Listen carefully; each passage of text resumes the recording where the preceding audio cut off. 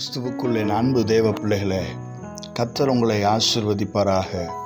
சங்கீதம் 87 அதிகாரம் 3 வசனத்தை நாம் வாசிக்கலாம். உன்னை குறித்து மகிமையான விசேஷங்கள் வசனிக்கப்படும்.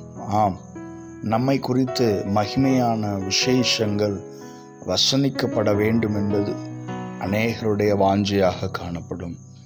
ஆதியாகமம் 12 அதிகாரம் 1-2 வசனங்களை நாம் வாசிக்கும்போது கர்த்தர் ஆபிரகாமை குறித்து சில காரியங்களை விட்டுவிடும்படியாக கூறுகிறார். அப்பொழுது நான் ஆபிரகாமை பெரிய ஜாதியாக்கி ஆபிரகாமை ஆசீர்வதித்து ஆபிரகாமுடைய பெயரை பெருமைப்படுத்துவேன் என்று வாக்கு கொடுக்கிறார்.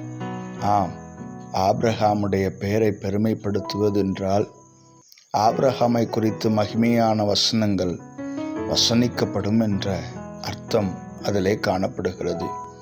ஆகவே தேவ பிள்ளைகளே, சில நேரங்களிலே தேவன் விரும்பாத காரியங்களை நாம் தூசியை போல் உதறி தள்ளும்போது தேவன் நம்முடைய மகிமையான வசனங்களாக நம்முடைய வாழ்க்கையை வசனிப்பார்.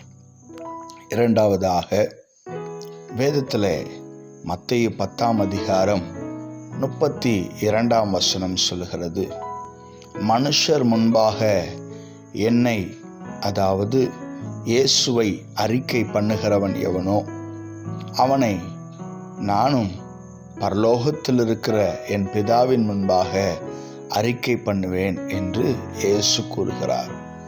ஆம், என் அன்பு தேவ பிள்ளைகளே, பூமியிலே மனுஷர் முன்பாக இயேசு கிறிஸ்துவை மகிமையாக வசனிக்கும்போது நம்மை குறித்து பிதாவினிடத்தில் இயேசு மகிமையான விசேஷங்களை வசனிப்பார் என்று கூறுகிறார்.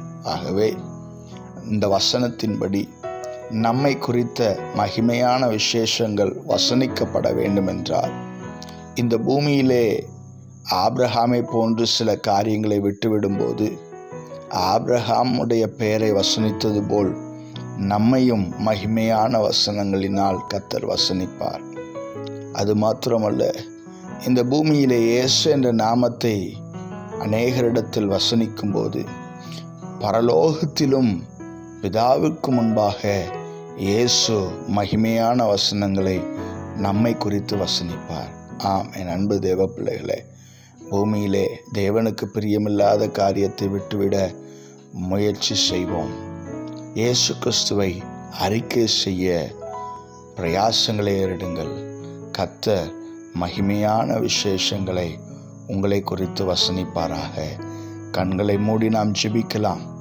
அன்பும் இரக்கமும் நிறைந்த நல்ல தகப்பனே, எங்களை குறித்து மகிமையான விசேஷங்கள் வசனிக்கப்பட இந்த நாளிலே எங்களோடு கூட பேசின நல்ல தயவுக்காக ஸ்தோத்திரம் அப்பா. உம்முடைய நாமம் மகிமைப்படுவதாக, உம்முடைய ராஜ்யம் வருவதாக. எல்லா துதி கன மகிமை உமக்கொருவருக்கே உரித்தாவதாக. இந்த வசனத்தை கேட்டுக்கொண்டிருக்கிற ஒவ்வொருவரும் தங்களை தாழ்த்தி அவர்களுடைய வாழ்க்கை வசனிக்கப்படத்தக்கதாக, உம்மாலே வசனிக்கப்படத்தக்கதாக நீர் அவர்களை உருவாக்கி ஆசீர்வதிக்கும்படியாக ஜெபிக்கிறேன். இயேசு கிறிஸ்துவின் இன்ப நாமத்தில் ஜெபிக்கிறேன் ஜீவனுள்ள நல்ல பிதாவே, ஆமேன். God bless you. கர்த்தர் உங்களை ஆசீர்வதிப்பாராக. ஆமேன்.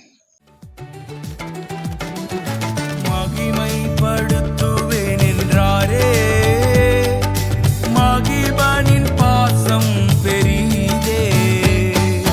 மங்காத புகழுடன் வாழ்வோ, மாட்சி பெற்று உயர்ந்திடுவோமே.